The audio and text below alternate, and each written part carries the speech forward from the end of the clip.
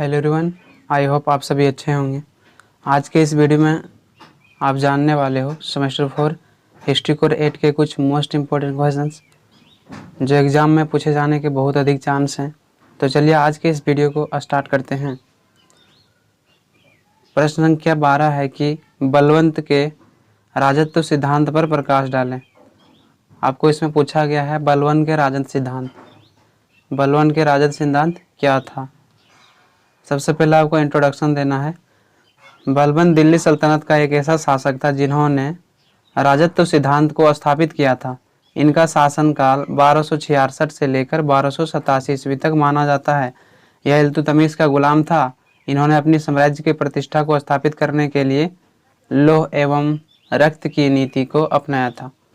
बलवंत के बारे में कहा जाता है कि दिल्ली सल्तनत में इन्होंने राजत्व सिद्धांत को अपनाया था, यानी राज्य में खुद को सर्वश्रेष्ठ मानता था। बलवंत जो था इल्तुतमिश का एक गुलाम था। इल्तुतमिश का जो 40 दासों का संगठन था ना, उसी में से एक बलवंत था जो आगे जाके जो है दिल्ली सल्तनत का शासक बनता है।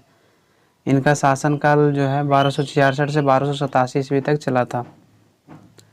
इन्होंने राज्य में जो है लौह एवं रक्त की नीति को अपनाया था। लौह एवं रक्त का नीति का मतलब है इन्होंने अपनी शासन व्यवस्था के दौरान कठोर नीति का पालन किया था।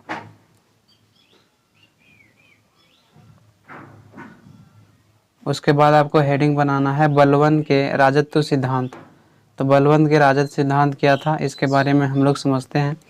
बलबन ने राजत्व सिद्धांत को बनाए रखने के लिए लौह एवं रक्त की नीति को अपनाया था। उनका मानना था कि इन्हें पृथ्वी पर देवी देवताओं ने भेजा है समाज में जनता की रक्षा करने के लिए। यह देवीय सिद्धांत पर विश्वास रखते थे। बलबन खुद के बारे में यह मानता था कि यह अल्लाह के द्वारा भेजा गया प्रतिनिधि है जो जनता के रक्षा करने के लिए इन्हें पृथ्वी पर भेजा गया है ताकि जनता का रक्षा कर सके। यानी बलवंत ने राजत्व सिद्धांत को अपनाया था। राजत्व सिद्धांत के आधार पर इन्होंने यह कहा था कि इन्हें जो है पृथ्वी पर भगवान या देवी देवताओं ने भेजा है, इनके अल्लाह ने भेजा है ताकि जनता का रक्षा पृथ्वी पर कर सके, है ना। तो यह जो है खुद को अल्लाह का भेजा गया प्रतिनिधि मानता था। इन्होंने अपना दर्जा पैगंबर के समान बताया है। इनका मानना है कि सुल्तान को कार्य करने की प्रेरणा ईश्वर से मिलती है। बलबन ने यह भी कहा है सुल्तान का आदेश ना मानना अल्लाह का आदेश ना मानना होता है। इसीलिए इन्होंने कहा है कि सुल्तान के समान जनता नहीं हो सकती। जबकि इतिहासकारों द्वारा बताया गया है कि यह भी एक गुलाम था, यानी कि जब यह युवा अवस्था में था तो इन्हें मंगोल के लोगों ने पकड़कर और बेच दिया था।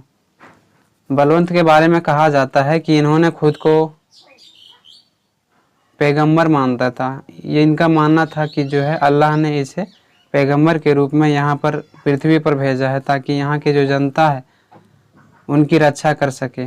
इनका यह भी कहना था कि इन्हें जो है कार्य करने का प्रेरणा ईश्वर से मिलता है। इसका यह भी कहना था कि जनता द्वारा सुल्तान के बातों को ना मानना अल्लाह के बातों को ना मानना होता है। इसीलिए सुल्तान का जो आदेश है वो सभी को मानना चाहिए। इसके बारे में इतिहासकार बताते हैं कि यह भी एक गुलाम था, जबकि इन्होंने यह कहा है कि जनता सुल्तान के सम्मान नहीं हो सकता है। आप समझ सकते हो, ये खुद एक गुलाम था और इनका मानना था कि जो है सुल्तान के बराबर जनता नहीं हो सकता है। इतिहासकारों का यह भी कहना है कि बलवंत को जो है मंगोल ने पकड़कर और बाजार में बेच दिया था, जिसके बाद इल्तुतमिश ने इन्हें खरीदा था। यह भी तुर्क का था और इन्हें इल्तुतमिश ने दास के रूप में खरीदा था। बलवंत इल्तुतमिश का एक गुलाम था। इल्तुतमिश ने जब 40 दासों का संगठन बनाया था, उसी संगठन में से बलवंत की शामिल था। इन्होंने अपनी वीरता का परिचय देते हुए इल्तुतमिश के करीब आता गया। इस संगठन में बलवंत सबसे योग्य व्यक्ति था जो आगे चलकर 1266 ईस्वी में दिल्ली के सिंहासन पर बैठा था। जैसे कि हमने आपको बताया है कि जो बलवंत था वह भी तुर्क का था। उन्हें मंगोल ने पकड़कर और बाजार में बेच दिया, जिसके बाद इल्तुतमिश ने उन्हें खरीदा था गुलाम के रूप में। जब इन्हें खरीदा तो देखा कि यह जो है एक योग्य व्यक्ति है। 40 दास का संगठन जो बनाया गया था, जैसे कि हमने आपको बताया, 40 दास के संगठन में जो है इन्हें रखा गया था।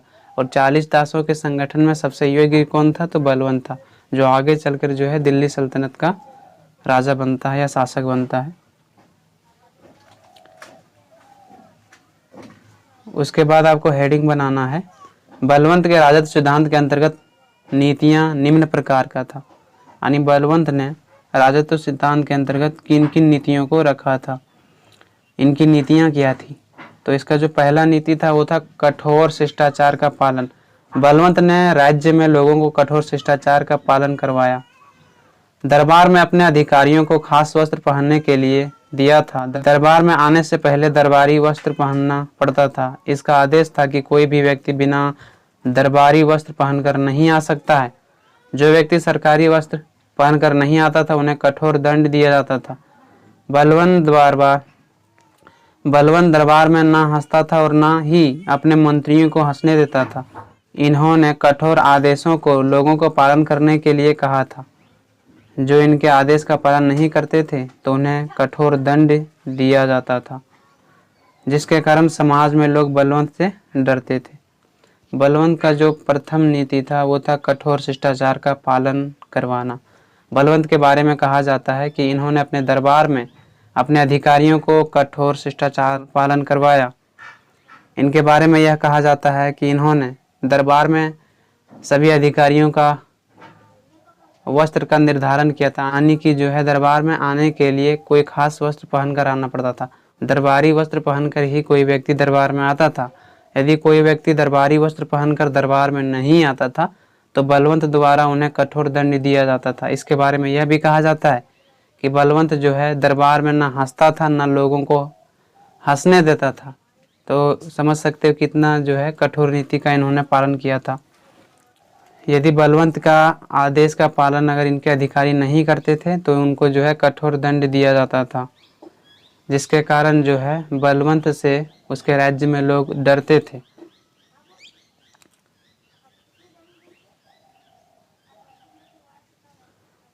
उसके बाद है इन्होंने अपने दरबार को ईरानी तरीके से सजाया था।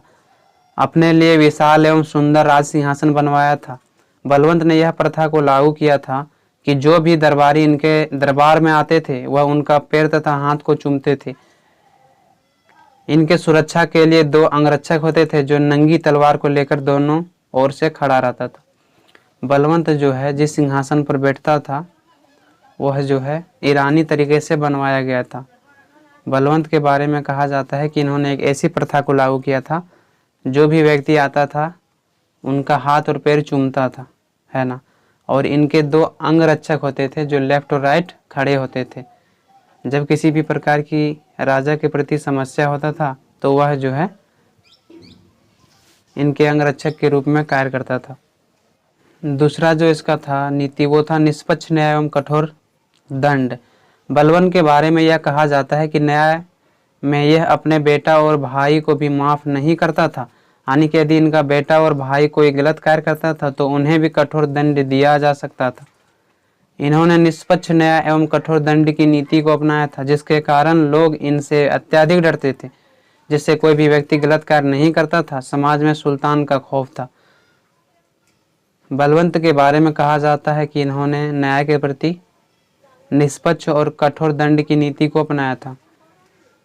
यदि इनके दरबार में इसका बेटा या भाई भी कोई गलती कर देता था तो उन्हें भी कठोर दंड दिया जाता था।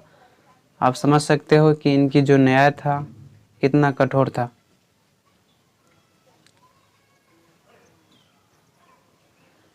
तीसरा जो है वो है शक्तिशाली सेना। बलवंत को यह पता था कि साम्राज्य की सुरक्षा एवं विस्तार तभी हो सकती है जब उसके पास एक शक्तिशाली सेना हो। इसीलिए उन्होंने सैन्य व्यवस्था पर भी ध्यान दिया था। इन्होंने अपनी सैन्य शक्ति को बढ़ाने के लिए उन लोगों को सेना से बाहर कर दिया जो लोग पहले अपने पिता के स्थान पर रहते थे या कोई पहले जागीर था जो इनके अंतर्गत कार्य करता था।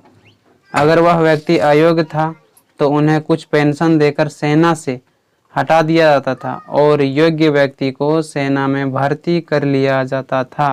बलवंत का यह मानना था कि किसी भी साम्राज्य को शक्तिशाली बनाने के लिए सैन्य व्यवस्था मजबूत होना अत्यधिक महत्वपूर्ण है। इसीलिए इन्होंने सैन्य व्यवस्था को मजबूत करने के लिए उन सैनिकों को बाहर कर दिया जो योग्य सैनिक नहीं था। जैसे कि पहले यह प्रथा था कि अगर किसी के पिताजी सेना में कार्य कर रहे हैं तो उनके पिताजी के मृत्यु के बाद उनका बेटा, उनका पुत्र जो है सैनिक के रूप में कार्य कर सकता था। लेकिन इन्होंने क्या किया, इस प्रथा को ही समाप्त कर दिया।